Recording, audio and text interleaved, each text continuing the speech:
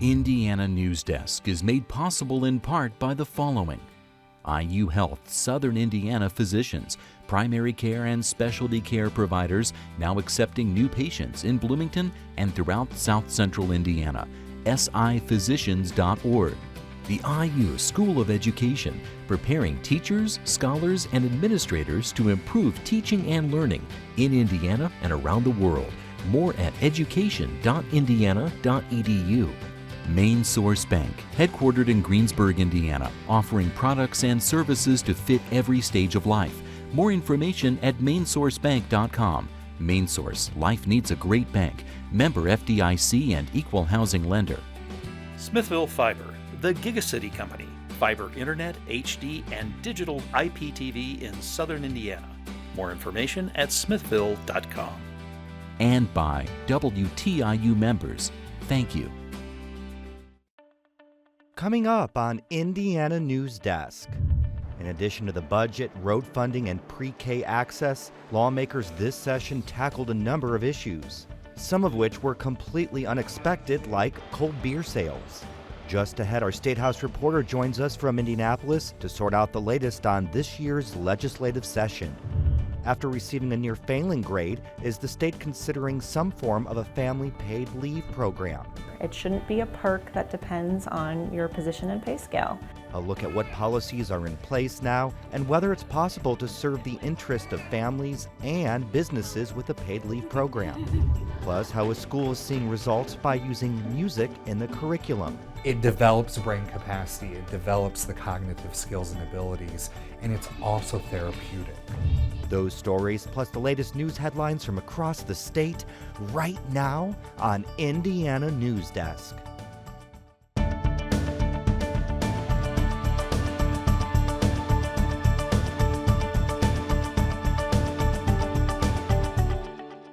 Welcome to Indiana Newsdesk. I'm Joe Wren. Legislators are hoping to end this year's session soon, which means it's been a busy week at the Statehouse. Brandon Smith joins us to provide some context and updates from Indianapolis. Hello, Brandon. Let's start. Joe. Hi. Let's start with the budget. Where does that currently stand with legislators? Well, they haven't finalized it yet, but what they have is a $32 billion two-year state budget. It will increase K-12 public education funding by about 1.6% in the first year and 1.7% in the second year. And notably, it will increase pre-K funding up to $22 million a year. That's more than even the House and Governor proposed. Now, it also will give state police a pay raise for the first time in nearly a decade. That was a campaign promise of Governor Holcomb and something that Speaker Bosma said he would work hard for. It will also increase the Department of Child Services funding by $200 million a year. That's something that the department says it needs to meet the increased need they've seen over the last several months. Republicans announced a road funding plan yesterday. Now here's Speaker Bosma introducing the plan. Senator Long, myself, our leadership teams and fiscal leaders are here to announce that we've reached an agreement on what we collectively believe is the strongest, absolutely best infrastructure program in our state's history. So, Brandon, how does the new plan work and who would receive the money? Well, the GOP leaders say that the package will eventually generate more than $800 million a year for state roads and more than $300 million a year for local roads. Now, that money is generated several different ways. It increases the gas and diesel taxes by 10 cents. That'll take place this year. It also creates several new fees at the BMV. The package also includes the biggest point of contention throughout this whole process between the House and Senate. That's shifting the sales tax on gasoline from the general fund to pay for roads. Now, the House wanted an immediate and total shift. The Senate didn't want to shift it at all. The compromise they've come up with is a gradual shift, one that will take place over 5 years, beginning in 2020. So, Brandon, is this a lasting solution, or can we expect to hear road funding come up again in the future? Well, as Senator David Long said, lawmakers intend for this plan to last 20 years. And this is what we're doing here with this bill today. We're taking care of the $1.2 billion a year needs into our state and local roads that we all know we have to invest in order to keep our bridges and our roads safe for the next 2 generations. We're not kicking the can down the road like they do in Washington. So, Brandon, when do they plan to take on tolling? Yeah, Senator Long and others said that they will have to explore future revenue sources, which include tolling, but that discussion will be several years down the road. Brandon, another item looked at this session is the sale of cold beer outside of liquor stores or restaurants. And this was set in motion when Rickers, that convenience store with restaurant seating, began to sell cold beer. How did the legislature choose to address Rickers? Well, what they're proposing is a new requirement to get an alcohol carryout permit, that at least 60% of your alcohol sales have to come from on-site consumption.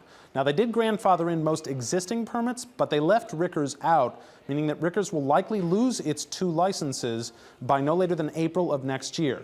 That said, lawmakers do intend to explore this issue, all of the state's alcohol laws really, over the next several months and potentially reform them. Okay, thank you very much, Brandon. Thanks, Joe. The United States is the only developed country that doesn't require any paid leave for new parents. The Federal Family and Medical Leave Act protects workers from losing their jobs if they take time off to care for newborns or sick loved ones. But that's the extent of what's offered in Indiana and most states.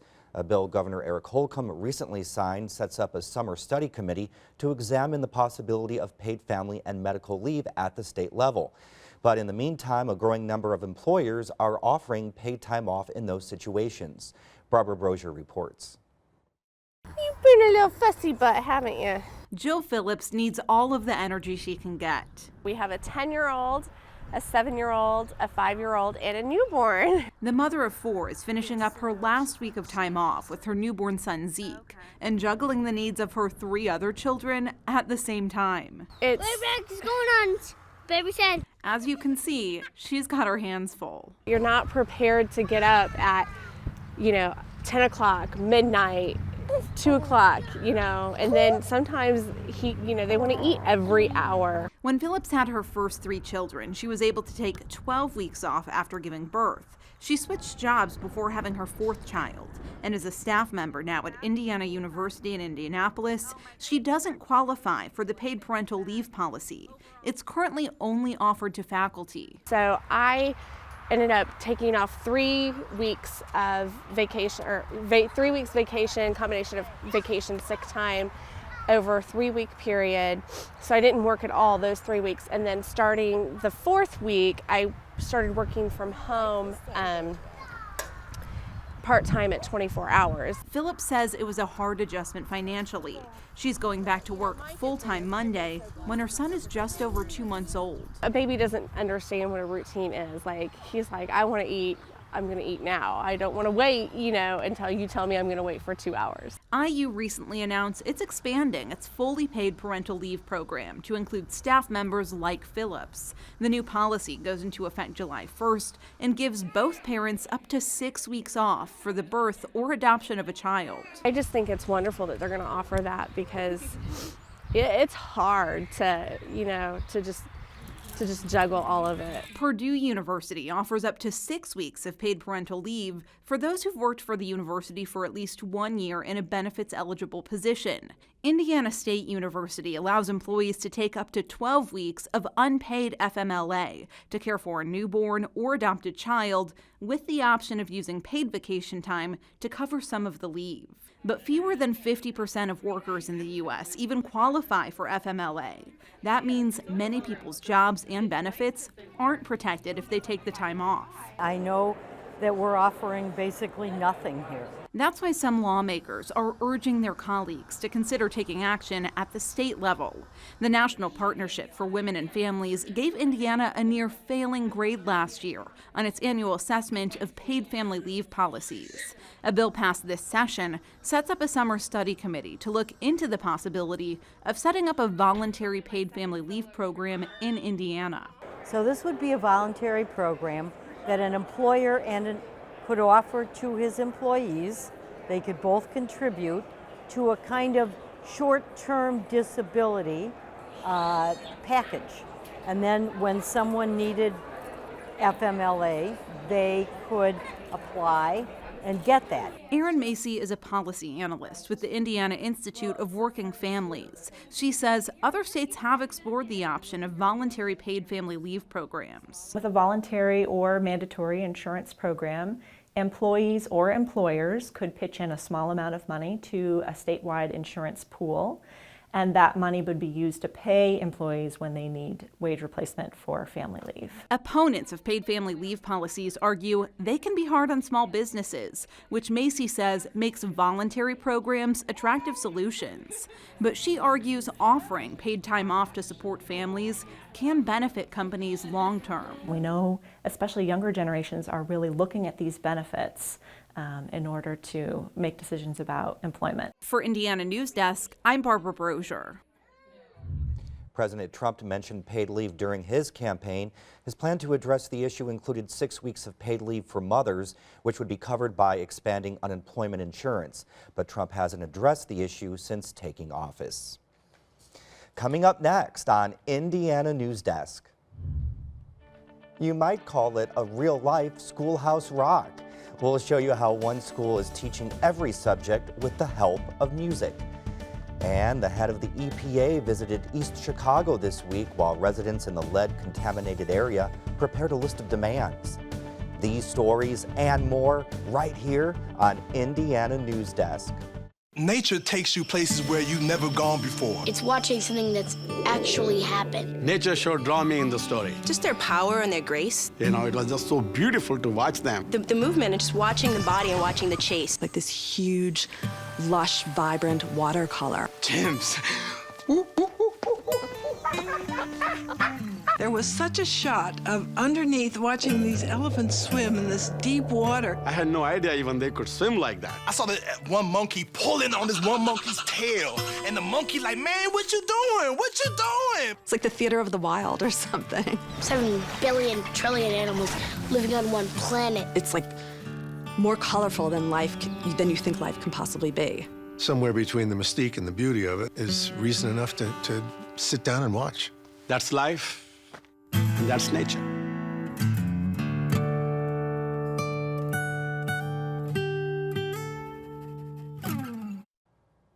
Welcome back to Indiana Newsdesk.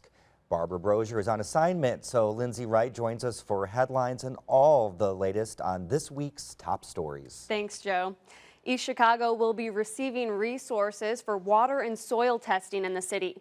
The governor signed legislation this week allocating those resources and requiring the Indiana Housing and Community Development Authority to provide assistance to the U.S. Department of Housing and Urban Development. Environmental Protection Agency Administrator Scott Pruitt visited the Superfund site this week and held a closed briefing with Governor Eric Holcomb, local officials, and state and federal lawmakers. There are 1,322 Superfund sites across the country. This is my first visit to a Superfund site in East Chicago. And the reason I'm here is because it's important that we restore confidence for the people here in this community that we're going to get it right going forward. An EPA official says the agency is working to speed up excavation of contaminated yards and expand lead testing in drinking water. The president of the NAACP says the association wants the EPA to be more responsive, expand soil and blood lead testing efforts, and establish a victims' compensation fund. 3 beaches at Indiana Dunes National Lakeshore are open after a closure last week. Water tests showed no significant traces of a potentially carcinogenic chemical after a U.S. Steel Corporation water waste spill. Indiana and Kentucky are reinitiating a study of the Interstate 69 Ohio River crossing that connects Evansville and Henderson, Kentucky. The project includes studying the long-term viability of 2 existing bridges on US 41. A bridge advocacy group called BridgeLink estimates the overall cost of the bridge at $850 million. It's very early in the process, but tolling is going to be a part of the conversation. We know that in 2004, when the conversation stalled, that happened because they weren't able to identify funding solutions. We don't want to stall out this time. Peterson says public hearings from this week will play a large role in determining the final path of the bridge. A preferred route is expected to be identified by the fall of next year, with a final decision expected in fall of 2019. Nearly 500,000 inactive voter registrations are no longer in the state's voter rolls. This is according to Indiana's Secretary of State, who says the removals are part of a long-running effort ordered by lawmakers. Those registrations were canceled if voters sent postcard alerts, didn't update their records, or didn't vote in any election held in 2014, 15, or 16. The field of nominees for the next Supreme Court Justice of Indiana is down to 3, and here are the finalists. Clark County Judge Vicki Carmichael, Wabash County Judge Christopher Goff, and Boone County Judge Michael Kincaid. Governor Eric Holcomb will choose the next justice within the next 2 months. A new policy at Indiana University will disqualify student athletes with a history of sexual violence from competing at IU. The Faculty Athletics Committee approved the new policy last week. It includes any prospective student athletes, transfer students, or incoming freshmen. I could certainly see the Big Ten looking at enacting something like this in the future, because if Indiana's got it, some other school's going to get it, and then you're going to lead to a situation where the whole conference says we really need to do this from a public relations standpoint and from, a management standpoint. Clavio says the policy gives the university an extra layer of protection and includes an appeal process for any student found in violation of the policy. In 2015, the Southeastern Conference initiated a ban on member institutions accepting transfer students with a history of serious misconduct. The Big Ten has so far left decisions up to individual institutions. An Indiana group is holding its first ever conference for adoptive parents, birth parents, and those who've been adopted this weekend in Bloomington. The event comes as the state prepares to open previously sealed birth certificates, giving those adopted from 1941 to 1993 the possibility to learn more about their birth families. Many sessions at the conference aim to help adoptees navigate that complicated process of reuniting with their birth parents. Of course, they can, get their original birth certificate, but there's going to be a lot that isn't on that, birth certificate. There's going to be, maybe the dad isn't known. Maybe the mom doesn't know who the dad is. So there's a whole half of their genetics they don't know. Krosky says she tracked down her birth father using DNA. 16 Indiana counties will continue receiving help to combat invasive non-native plants in lakes, such as Eurasian water milfoil and starry stonewort. Both are known to clog up lakes. The Department of Natural Resources Lake and River Enhancement Program awarded around $585,000 in grants to support the efforts. Howard County is moving forward with repairs at the historic Sieberling Mansion. Commissioners approved a $400,000 renovation contract just this week. The mansion was originally built in 1890 and serves as a major tourism attraction in Kokomo. Part of the project includes taking care of interior damage, but the biggest priority is the roof, which is damaged from age and weather. Grants and donations will fund the repairs, and Joe, those repairs are expected to start in July, be finished up in September. And I was there. It is absolutely beautiful. I'll have to check it out. I've never been. And I hope, it sounds like they're going to be able to keep it open during construction too. Oh, that's exciting. Thanks, Lindsay. Yeah. Scientists and concerned citizens will participate this weekend in the March for Science, a national event being billed as a celebration of science with the mission to defend the role science plays in people's lives. As J.D. Gray reports, the effort is finding support in Indiana. Some scientists say they want to highlight the role science plays in people's lives, and they want to send a message to the public and to lawmakers.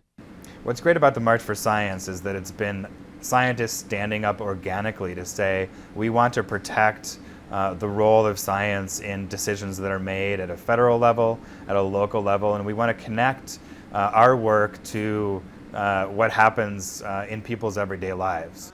Halpern says the goal of the Union for Concerned Scientists is to strengthen the role science plays in the policymaking process, and the group co-sponsored Saturday's March for Science. Well, we've seen a lot of threats to the integrity of science, the collection of scientific data that allows us to make fully informed decisions about public health and safety. So it's important for scientists to talk about why their research matters to the public and how important it is to ensure that it's done without political interference. Halpern spoke on the campus of Indiana University as a part of a forum this week organized by the group Concerned Scientists at IU. It's incredibly important for people to realize that the impact of science is most felt at the local level, in terms of stream health, in terms of access to vaccinations and healthcare, in terms of new discoveries that are made by scientists here at Indiana University and around the state.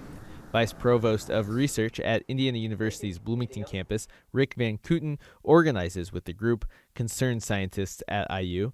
Right, we're all aware of how well America is doing, and part of it is because we're, arguably number one in science research, and that science research just ultimately creates jobs and is the engine of economic growth. Marches are taking place throughout the world. Halpern and Van Kooten say they will be going to Washington, D.C. For Indiana Newsdesk, I'm J.D. Gray. In Indiana, marches are planned for Indianapolis, Vincennes, and Terre Haute. Human brains remember songs more easily than they remember individual facts. For example, we all know our ABCs because we learn them with a song. Indiana Public Broadcasting's Claire McInerney reports on how one school is incorporating this concept into its entire curriculum. You can hear music as soon as you enter Tinley Genesis Academy in Indianapolis. 2nd through 4th grade classes stand on the sidelines of the basketball court in the gym, drumming, dancing, and taking turns singing their class chants. This is the morning meeting, which happens every day. In addition to the class chants, teachers step into the center of the circle and share academic and emotional achievements of their students.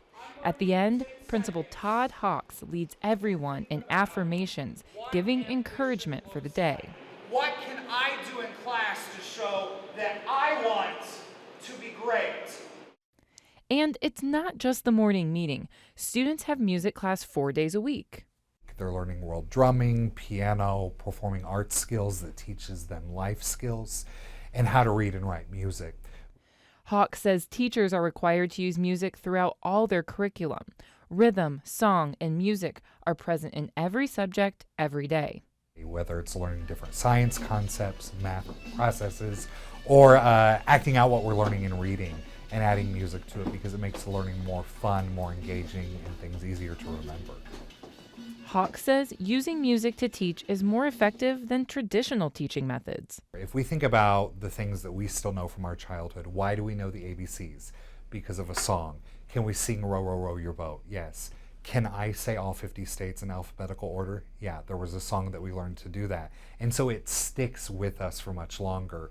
1st grade teacher Celeste Carricker also uses music to help students express emotions. Generally, a child is only born with the basic emotions, like angry, sad, mad, very simple emotions. Things like empathy and sympathy, and even like if you think about forming a conscience, those have to be taught and formed.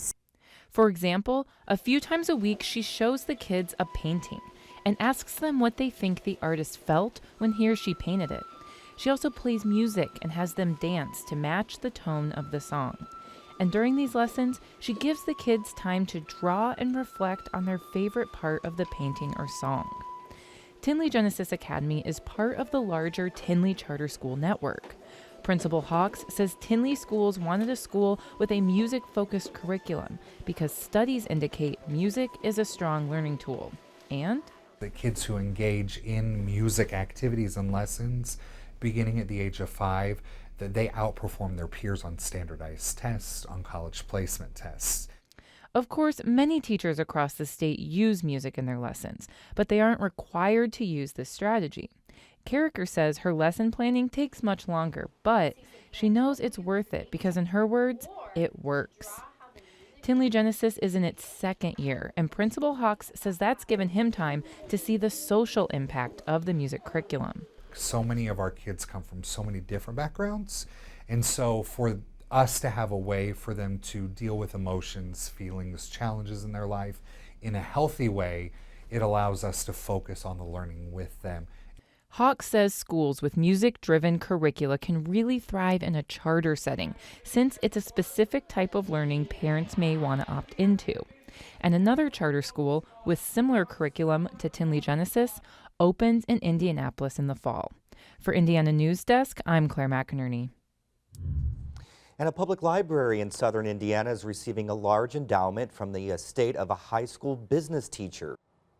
Wickard made small donations in the past, but the library director says the endowment took the library staff by surprise. That's the end of this program, but our work continues online as we cover the news throughout the week at WTIUnews.org. Have a great weekend.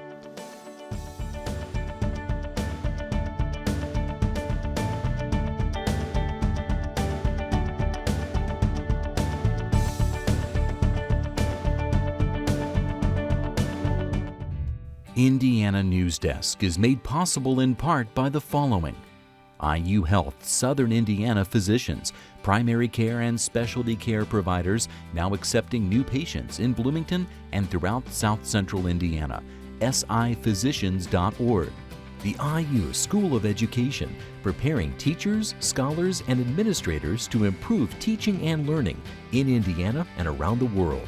More at education.indiana.edu. Main Source Bank, headquartered in Greensburg, Indiana, offering products and services to fit every stage of life. More information at mainsourcebank.com. Main Source, life needs a great bank. Member FDIC and equal housing lender. Smithville Fiber, the Gigacity Company. Fiber Internet, HD, and digital IPTV in southern Indiana. More information at smithville.com. And by WTIU members, thank you.